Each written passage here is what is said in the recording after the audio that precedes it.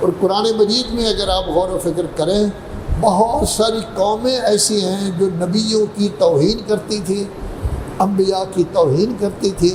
ہیں آپ کون باتیں کرنے والے؟ آپ کے ساتھ تو یہ سارے فضول قسم کے ہماتڑ ساتھی ہیں، کوئی اچھا آدمی تو آپ کے ساتھ ہے ہی نہیں۔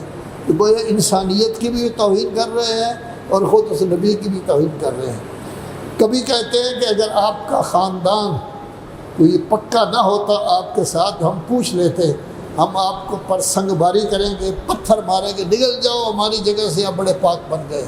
یہ کیا ہے؟ غرور ہے۔ اس کو گویا کہ کیا کہتے ہیں؟ عجب کہتے ہیں۔ کیا ہے؟ اپنے آپ کو سب کچھ سمجھنا۔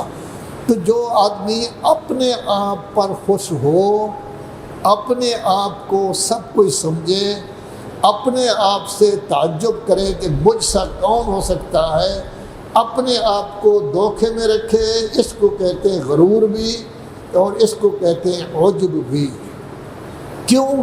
سب سے زیادہ انسان اپنے آپ کو پہچانتا ہے کہ میں کیا ہوں۔ کون ہے جس کو اپنے آپ کا پتہ نہ ہو؟ ہم اپنے آپ میں رجوع کریں کہ کیا ہم جھوٹ بولتے ہیں، کیا ہم وعدہ خلافی کرتے ہیں، کیا کسی کے پیسے لیں تو وعدے پر ہم نہیں دیتے، کیا ہم کسی جگہ سے کوئی چیز مل جائے شریعت میں جائز نہ ہو تب بھی لے لیتے ہیں۔ اگر یہ سارے کام ہم کر لیتے ہیں تو یہ تو عیب ہے۔ پھر ہم اچھے کیسے بن گئے؟ پھر ہم بڑے کیسے بن گئے؟ اپنے اوپر تعجب کیوں کریں؟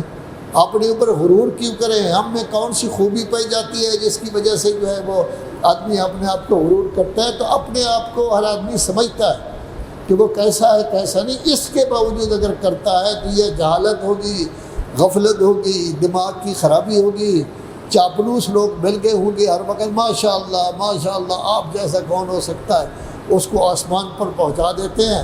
تو نتیجہ کیا ہوتا ہے کہ وہ گڑبڑ ہو جاتا ہے۔ اسی واسطے آپ دیکھیں کوئی حکمران ابتدا میں جب آتا ہے تو اس کے تصورات بہت اچھے ہوتے ہیں، میں یہ کروں گا وہ کروں گا، لیکن اس کے بعد خوش آمدی ٹولہ اس کے ارد گرد جمع ہو جاتا ہے، وہ غلط کام انہوں نے کرانے ہوتے ہیں، چند مہینوں کے بعد وہ اسی طرح ہو جاتا ہے جیسے باقی تھے، کوئی فرق نہیں پڑتا۔ یہ کیوں ہو جاتا ہے؟ اس واسطے کہ رفقا ٹھیک نہیں ہیں، دوست ٹھیک نہیں ہیں، اس کے بعد بیٹھنے والے ٹھیک نہیں ہیں۔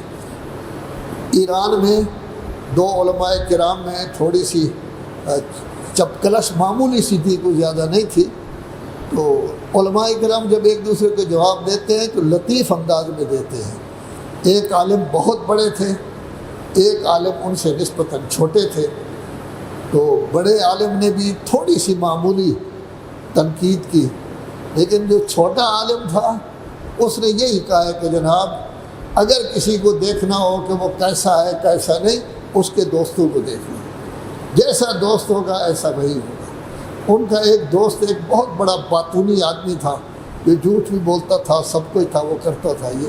تو اس طرح کی گویا کہ یہ ہوتا ہے، تو دوست اب آپ زیادہ تر لوگوں کو ایسی پھونک مارتے رہتے ہیں جس کی وجہ سے وہ بہت زیادہ چوڑا ہو جاتا ہے، اور وہ کہتا ہے کہ مجھ سے جو ہے وہ کون ہو سکتا ہے۔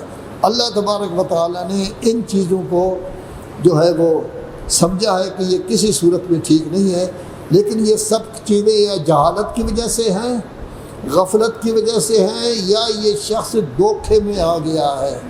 اب دھوکہ دینا بھی دو قسم کا ہے، ایک انسان اپنے آپ کو دھوکہ دیتا ہے، ایک دفعہ یہ کوئی اس کو دھوکہ دیتا ہے، کوئی ایسا دھوکہ دیتا ہے کہ وہ غلط راستے پر جو ہے وہ چل پڑتا ہے۔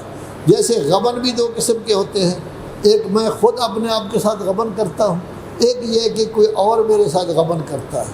میں اپنے ساتھ غبن کروں، میں ایمان اذان ہو گئی ہے، میں خاموش بیٹھا ہوں جی، باتوں میں لگا ہوں، یہ میں خود اپنے آپ کو، لیکن دوست احباب میرے ایسے آ گئے ہیں جو انہوں نے مجھے مشغول کر رکھا ہے، تو وہ مجھے غبن میں رکھ رہے ہیں۔ تو گویا یا جہالت ہوتی ہے، یا غفلت ہوتی ہے، یا گویا کہ دھوکہ دینا ہوتا ہے۔